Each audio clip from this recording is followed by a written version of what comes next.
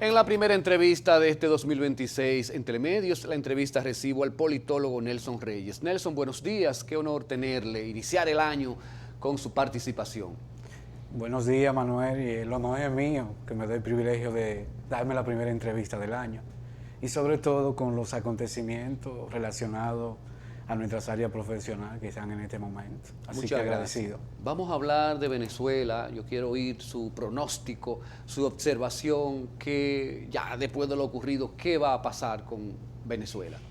Bueno, lo primero es en poner en contexto, porque hay muchas informaciones en las redes sociales, la persona de manera natural opina.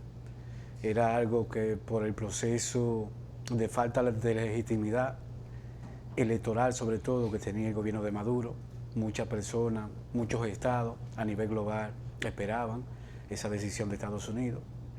Pero hay que decir en este caso que eso no cambia nada, yo diría, para el pueblo de Venezuela, porque eso hace que los intereses comiencen a girar de un grupo, que en este caso era el que representaba el chavismo o el madurismo, como pudiéramos llamarle, que pasen a otros grupos de intereses. Y cuando hablamos de intereses, nos referimos a los asuntos económicos, principalmente el petróleo, que es el que le genera los mayores beneficios a la economía venezolana. Entonces, para entender el contexto en el que nosotros estamos, en las últimas 3 décadas, países como China y como Rusia han tenido grandes incidencias, no solo en Venezuela, sino en toda América Latina. Y hemos visto que hay un cambio incluso en lo que es el contexto tecnológico a nivel global.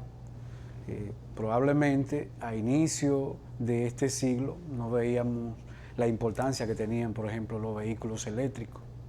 Eso en las últimas décadas ha comenzado a tener un cambio, tanto así que hoy el hombre más rico del mundo es Elon Musk. ¿Y por qué traigo esto a colación? Bueno, porque esta región de América del Sur es una de las regiones más importantes en la que es la producción de litio. En el caso de Venezuela, de cobalto y otros minerales que son del interés de los Estados Unidos. Y en las últimas 2 décadas y media, pues el chavismo expulsó muchas empresas de Estados Unidos y sus aliados en Occidente. Y el contexto, yo diría, más importante comienza a darte en el caso de lo que sucedió ya precisamente el día 3 de enero del año 2026, pues está dado precisamente por las elecciones que se dieron en el año 2024 en Venezuela. Unas elecciones donde el madurismo no pudo demostrar que ganó las elecciones y al contrario, lo que se vendió a nivel internacional fue que Edmundo González, el candidato de la oposición, fue el ganador, porque ellos fueron los que mostraron unas actas, que no sabemos si son actas reales o no, pero el madurismo no pudo mostrar actas. Sin embargo, Maduro fue juramentado por el Tribunal Electoral y eso conllevó a que a nivel internacional pues viniera una campaña más agresiva que la que se habían escenificado desde el año 2013 cuando falleció Hugo Chávez. Y en ese contexto, unos 5 o 6 meses después, entra el gobierno de Donald Trump y ahí tenemos el escenario actual. Donald Trump vino con una política totalmente diferente, dispuesto a reconfigurar el orden geopolítico en el Caribe y asimismo se lo ha dicho en los foros internacionales, incluso a sus socios más importantes como son los europeos. Le ha dicho, bueno, yo me voy a concentrar en América Latina y en el Indo-Pacífico. Concéntrense ustedes en Rusia. Y por eso vemos que Estados Unidos, en el caso del gobierno de Donald Trump, ha dejado a los europeos en el conflicto entre Rusia y Ucrania. Y él se ha concentrado a proteger otros intereses de Estados Unidos. Y en ese contexto, pues, el día 3, en la madrugada, Estados Unidos captura al presidente Nicolás Maduro de Venezuela, y una captura que llama mucho la atención por diferentes razones. De Venezuela solamente se llevan a Nicolás Maduro y a su esposa Cecilia. Pero cuando nosotros vemos las demás personas en importancia, como la vicepresidenta Delcy Rodríguez, el canciller o el ministro de Interior como Diosdado Cabello, entre otros funcionarios, se mantienen en Venezuela y han llamado al pueblo a ser cauto. Entonces, ¿cómo en medio de un conflicto armado donde vienen y se llevan al presidente, ustedes llaman de que al pueblo a estar tranquilo? ¿Y la seguridad, eso no dice que parece que hubo ciertos niveles de negociación. Pero no solo eso, sino también la seguridad de Venezuela. Cómo se presentó también Maduro ayer cuando llegó a la edificación de la deuda. Dice Happy New Year, saludando como alegre. Y también la seguridad. ¿Cómo es posible que cuando se ha especulado siempre que Maduro ha sido custodiado por la seguridad rusa y la seguridad cubana, pues se dé esto de esta manera? ¿Usted cree que fue un acuerdo? Llama mucho la atención. Bueno, eso es especulación porque uno no tiene una información real que pueda decir, bueno, esto es así, pero todo parece que hay ciertos niveles de negociación. En esto también hay que criticar algunos asuntos en el caso de Estados Unidos. Lo primero es que lo mismo que le llaman dictador a Nicolás Maduro, pues venden también a Donald Trump como el gran demócrata, presidente republicano. Sin embargo, cuando Donald Trump entra militarmente en Venezuela, está obviando las leyes norteamericanas, está obviando lo que es el orden jurídico internacional, que está establecido en la Carta Democrática de la OEA, o por ejemplo, en la Carta de las Naciones Unidas, sobre todo, donde se establecen bajo cuáles parámetros se pueden hacer este tipo de acciones en otro estado. Y Donald Trump pues violenta todo esto, pero sobre todo en el caso de Estados Unidos. Estas son cosas que deben pasar por el Congreso de los Estados Unidos. ¿Envió Donald Trump eso al Congreso? No. Entonces, ¿qué es lo que está haciendo? Es un dictador. Si usted le llama dictador a Nicolás Maduro, pues también Donald Trump es otro dictador que no cree en la comunidad internacional. Y eso es lo preocupante en este caso. ¿Qué va a pasar, porque Nelson, con entonces? Cualquier error nos puede llevar a un conflicto mundial donde se comprometa realmente el equilibrio de toda la comunidad internacional. Y estamos en un escenario de mucho escepticismo, donde lo que nosotros podemos decir es la base de la comunidad internacional es la incertidumbre, sobre todo. ¿Qué va a pasar entonces? Ya el Tribunal Supremo de Justicia ordenó que la vicepresidenta asuma las riendas de ese país. Ya Donald Trump ha hecho una advertencia que si ella hace lo que tiene que hacer, entonces ¿qué va a suceder con el gobierno a partir de ahora? Ella ¿se va a someter o continuará el libro de Nicolás? Bueno, analizar esa situación nos permite a nosotros pensar en lo que sucedió aquí durante la ocupación de los Estados Unidos en 1965 y aquella encomienda que trajo el enviado de Estados Unidos, John Barlow Martin. Lo primero es que el Tribunal Supremo lo que está dando es continuidad a la Constitución de la República Bolivariana de Venezuela. En segundo término, pues nosotros lo que pudiéramos ver quizá en los próximos meses es un llamado a elecciones en Venezuela, que yo creo que debería ser lo correcto.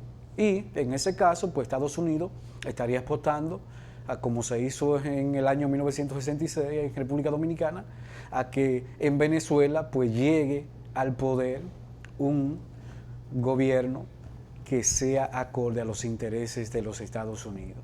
Y con eso, pues Estados Unidos garantizar lo que yo establecía ahorita, la explotación de los minerales, porque desde mucho antes de capturar a Maduro, el mismo presidente Donald Trump había dicho que Venezuela le había robado petróleo y le había robado tierra incluso, propiedad a Estados Unidos. Y precisamente se refiere a esos minerales que yo establecía, pero sobre todo al petróleo. Entonces lo que podemos ver es un llamado a un proceso electoral de donde pudiera surgir un presidente legítimo y en ese caso ese presidente pues que sea acorde a los intereses de los Estados Unidos. Eso habría que ver si el chavismo, al contrario, logra buscar otra estrategia contraria a la que tienen los Estados Unidos y perpetuarse en el poder, que podría ser otras de las opciones que tenga Venezuela. Lo que sí nosotros podemos decir que Venezuela es un país que está altamente dividido. Y si eso se expresó en las elecciones del 2024, se expresa también en la captura de Maduro.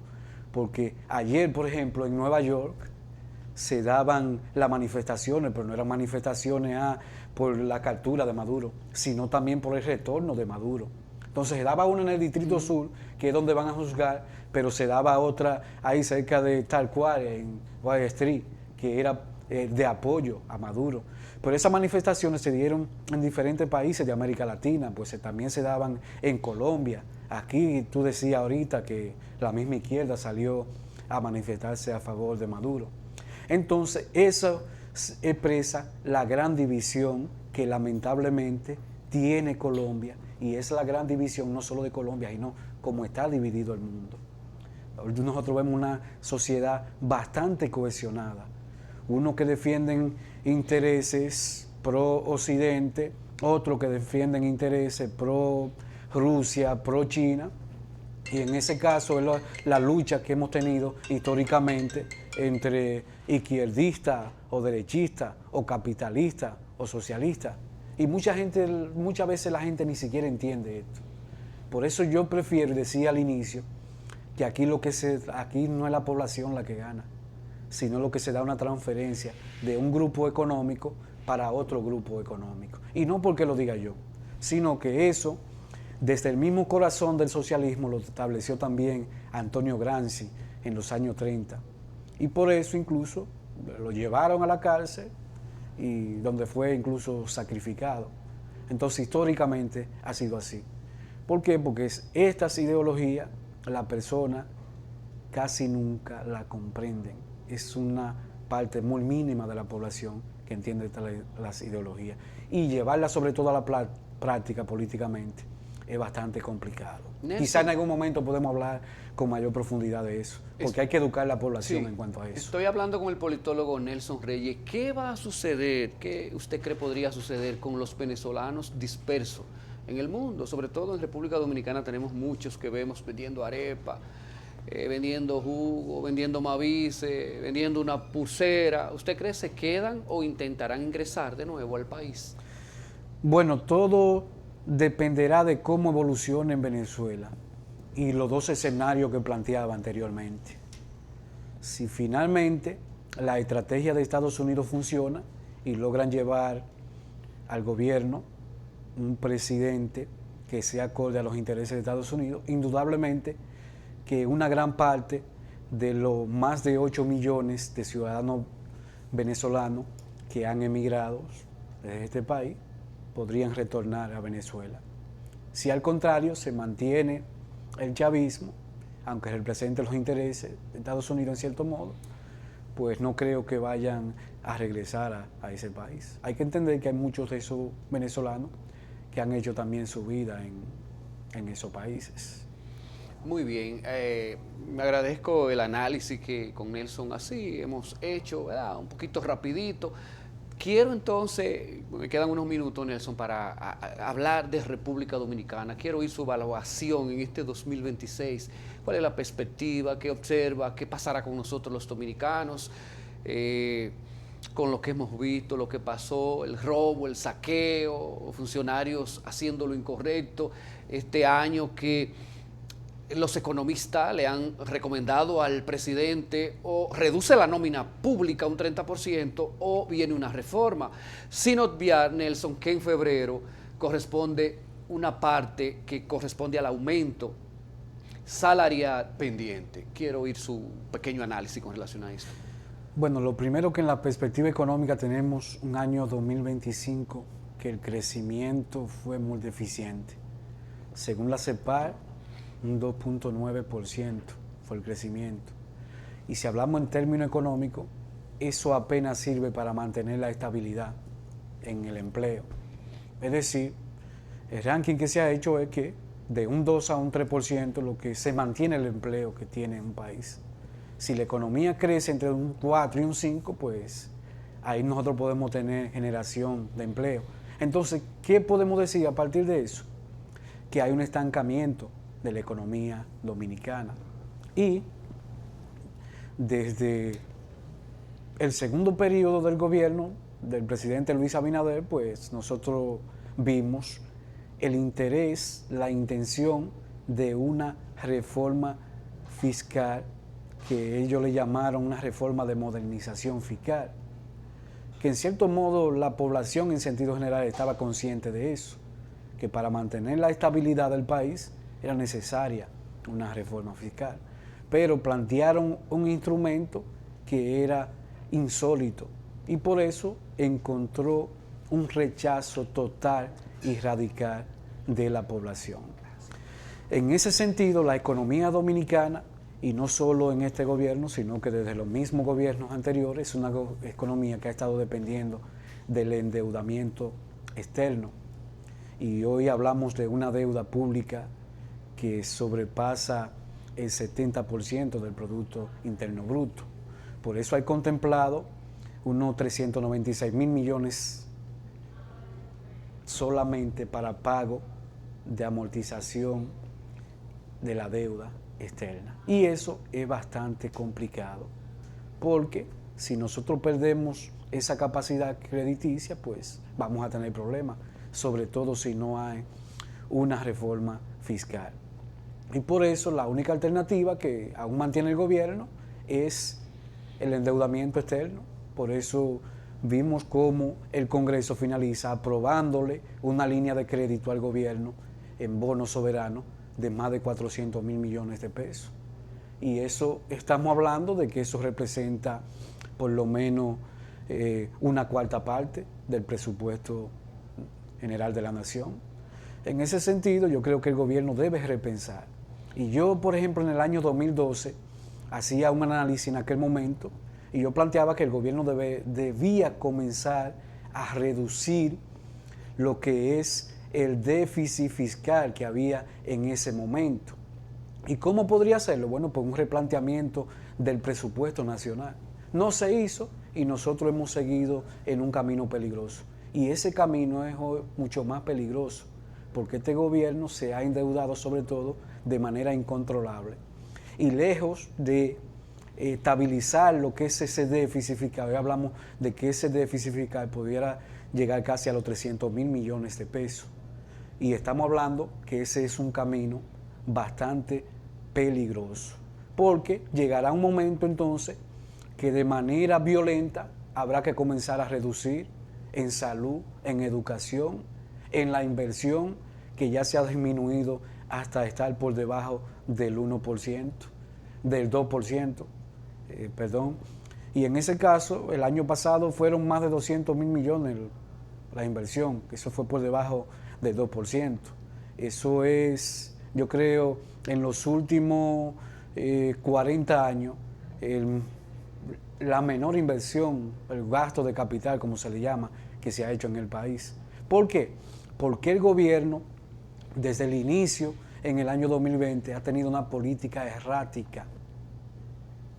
El gobierno pasado tenía unos salarios a un nivel, lo que le llamaban incluso botellas, 7,000, 10,000 pesos, y eso le daba ciertos niveles de poder adquisitivo a ciertos sectores de la economía. Pero el gobierno muchas veces esos empleos, lo que llegó fue que lo condensó y de un empleo de 10,000 lo convirtió en 30,000, en 40,000 y 50,000. Y eso entonces, ¿qué hizo? Que aumentó el gasto corriente, que es el gasto que se utiliza para pagar los empleos públicos y lo que se necesitan para que las instituciones funcionen. Entonces, eso ha provocado que en el país disminuya el gasto de capital y aumente el gasto corriente. Y realmente eso es preocupante de cara a este año, que para los analistas económicos y los mismos organismos internacionales como la CEPAL, pues apenas comienzan a darle un crecimiento que ellos lo dan en el mejor momento, que era prácticamente de este año, de un 3.5%. Pero al final nosotros sabemos que empujar la economía es bastante complicado cuando se encuentra en una constante recesión. Porque lo que ha sucedido del año 2020 ahora es que la economía ha comenzado a disminuir. Y para eso entonces, para el gobierno poderse mantener, ha tomado en préstamo más de 40.000 millones de dólares. Muy bien, agradezco la presencia de Nelson. Se nos quedan muchos temas para analizar, pero ya el tiempo, usted sabe, el tiempo siempre es difícil. Nelson, muchas gracias por venir al primer programa, por tratar así de pincelada el tema Venezuela, también el tema República Dominicana. Le puedo dar 30 segundos para que envíe un mensaje al pueblo dominicano entonces. Nada, decirle que siempre debemos estar positivos y prepararnos para situaciones que puedan darse, sobre todo en términos económicos. Hay que racionalizar el gasto, determinar cuáles son las cosas importantes que nosotros necesitamos para vivir. Y con eso, pues nosotros estamos aportando a la sociedad. Y sobre todo, algo que yo siempre digo, el empoderamiento de la ciudadanía es lo que siempre va a representar el cambio.